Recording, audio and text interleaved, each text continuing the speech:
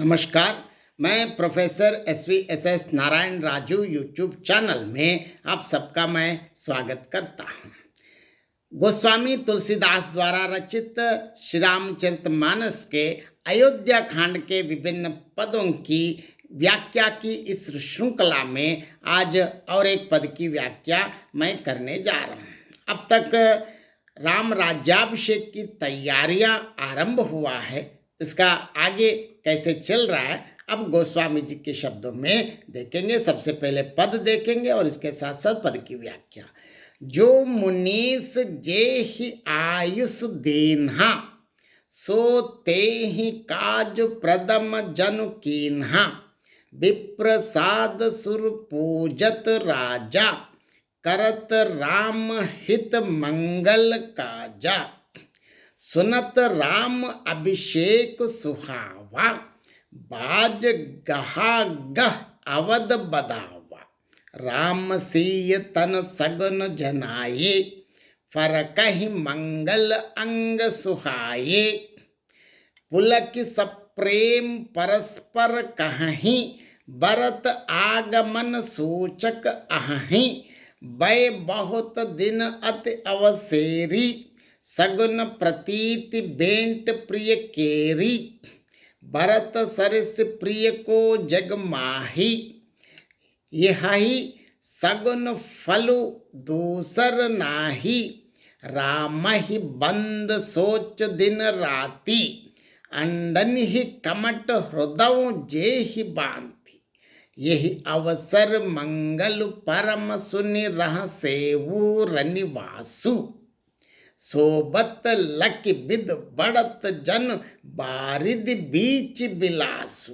जिस प्रकार अब एक एक के साथ अयोध्या नगर वासी और आगे श्री रामचंद्र प्रभु, सीता और रनिवास में क्या क्या हो रहे अब हम आगे देखेंगे। जो मुनीस जे ही आयुष दीन्हा, सो ते ही काज प्रदम जनु कीन्हा। विप्रसाद सुर पूजत राजा, करत राम हित मंगल काजा। जैसे वशिष्ठ जी ने जिन जिनको जो जो काम के लिए आज्ञा दी, उसने वह काम इतनी शीघ्रता से कर डाला कि मानो पहले से ही कर रखा था। राजा, ब्राह्मण, साधु और देवताओं को पूज रहे हैं, क्योंकि यहाँ देखिए सारे लोगों की पूजा भी कर रहे हैं और श्री रामचंद्र जी के लिए सब मंगल कार्य कर रहे हैं। क्योंकि प्रभु के लिए क्या कौन नहीं करते हैं, क्योंकि ये बहुत लोग ऐसे इतनी शीघ्र काम कर चुके हैं कि लोगों को लगता है कि ये काम पहले ही करके रखा हुआ होगा, ऐसे लग रहा है। देखिए, सुनत राम अभिषेक सुहावा, बाज गहा गह अवध बदावा। राम सीय तन सगन जनाये, फरकहि मंगल अंग सुहाये। श्री रामचंद्र जी के राज्याभिषेक की सुहावनी खबर सुनते ही अवध भर में, संपूर्ण अयोध्या में बड़ी धूम से ऐसे बदावे बजने लगे। श्री रामचंद्र जी और सीता जी के शरीर में भी शुभ शकुन सूचित हुए, उनके सुंदर मंगल अंग फड़कने लगे। ये तो अब देखेंगे और इन लोगों का अनुभव कैसे हैं। पुलक सप्रेम परस्पर कहाहि, बरत आगमन सूचक अहहि। बै बहुत दिन अति अवसेरी, सगुन प्रतीति बेंट प्रिय केरी। देखिए, श्री रामचंद्र के मन में भरत के प्रति स्थित अगाध स्नेह क्या है। देखिए, पुलकित होकर वे दोनों, मतलब प्रभु श्री रामचंद्र जी और सीता माँ, वे दोनों प्रेम सहित एक दूसरे से कहते हैं कि ये सब शकुन भरत के आने की सूचना देने वाले हैं। देखो, शुभ शकुन हो गए तो राज्याभिषेक की बात वो जानते भी नहीं है, उनको मतलब भी नहीं है, क्योंकि देखिए प्रभु श्री रामचंद्र जी का मन यहाँ हमको पता चलता है तुलसीदास जी के शब्दों में। और ऐसे है कि उसी समय भरत अपने मामा के घर गए थे, इसीलिए बहुत दिन हो गए हैं, बहुत ही अवसर आ रही है, मतलब अवधि बीच में आ गए हैं मिलने के लिए, इसलिए बार बार उनसे मिलने की मन में आती हैं। शकुन से प्रिय भरत के मिलने का विश्वास होता है। ऐसे शुभ शकुन होने से राम और सीता माँ यही सोच रहे हैं कि अब उनके प्रीतम भरत से मिलने का समय आ गया है। भरत सरस प्रिय को जग माही, यही सगुन फल दूसर नाही, राम ही बंद सोच दिन राती, अंडन ही कमट हृदय जे ही बांधती। देखिए, और भरत के समान इस जगत में मेरा कौन प्यारा है। भगवान श्री रामचंद्र जी के शब्दों में देखिए, शकुन का बस यही फल है, दूसरा नहीं। श्री रामचंद्र जी को भाई भरत का दिन रात ऐसा सोच रहता है जैसे कछुए का हृदय अंडों में रहता है। जैसे हम सब जानते हैं, कछुए जहाँ अंडे रखते हैं तो उसको फलीभूत होने तक, उससे छोटे छोटे कछुआ आने तक उनके प्रति इतना बहुत प्यार से, मन से उनका पूरा हृदय वहीं पे रहता है, मन वहीं पे रहता है। ऐसे ही यहाँ प्रभु श्री रामचंद्र जी का मन भरत के ऊपर, क्योंकि भरत से कब मिलना है। और देखिए आगे कहते, यही अवसर मंगल परम सुनि रह सेव रनिवास, सोबत लक बिद बढ़त जन बारिद बीच बिलासु। अब तक अयोध्या नगरवास से प्रभु श्री रामचंद्र जी और सीता, और आगे संपूर्ण रनिवास में, मतलब अंतःपुर की क्या स्थिति है।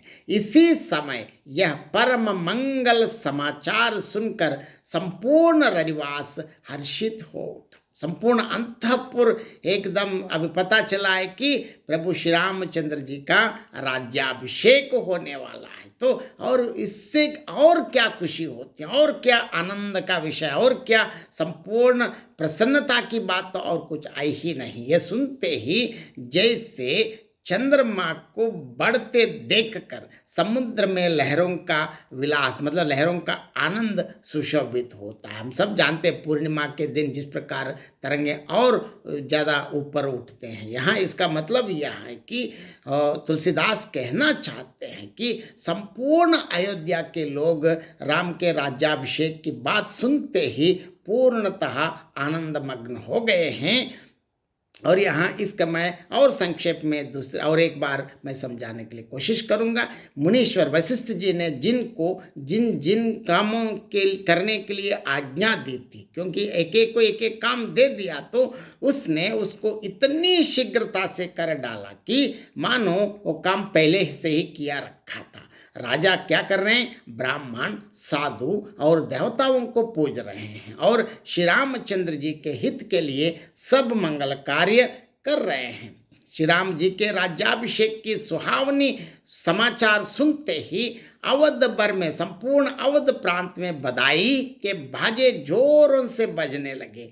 प्रभु श्री रामचंद्र जी और माँ सीता जी के शरीर में भी शुभ शकुन प्रकट हुए। उनके सुंदर तथा मंगल कारक अंग फड़कने लगे। लेकिन सीताराम और क्या समझ रहे हैं यहाँ देखेंगे। वे रोमांचित होकर प्रेम पूर्वक आपस में कहने लगे कि ये सारे शुभ शकुन भरत के आने की सूचना देने वाले हैं, क्योंकि भरत तत्कालीन समय में उनके मामा के घर गए थे। बहुत दिन हो गए हैं, बहुत ही चिंता हो रही है। ऐसे शकुनों से प्रिय भरत के मिलने का विश्वास होता है। कहते हैं प्रभु श्री रामचंद्र जी और सीता माँ, भरत के समान जगत में हमें कौन प्यारा है। शकुन का बस यही फल हो सकता है, दूसरा नहीं। यहाँ देखिए गोस्वामी तुलसीदास जी के उदाहरण भी बहुत ऐसे रहता है।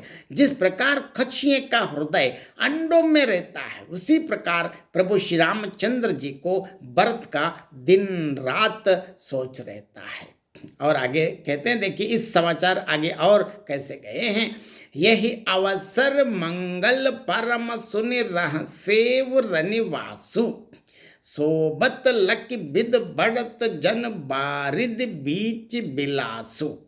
इसी अवसर पर यह अत्यंत मंगल और शुभ समाचार सुनकर संपूर्ण रनिवास हर्षित हो उठा। उदाहरण के लिए जैसे यहाँ तुलसीदास के शब्दों में देखेंगे, सोबत लक बिद बढ़त जन बारिद बीच बिलासु, क्योंकि जैसे चंद्रमा को बढ़ते देखकर समुद्र में लहरों का विलास मतलब आनंद सानंद हर्ष प्रसन्न सुंदर लगता है, वैसे ही संपूर्ण अंतःपुर के लोग यह समाचार सुनते ही बहुत प्रसन्न होकर आनंद मग्न हो गए हैं। इस प्रकार राज्याभिषेक की जो तैयारियां आगे चल रहे हैं, बहुत बहुत धन्यवाद। जय श्री राम।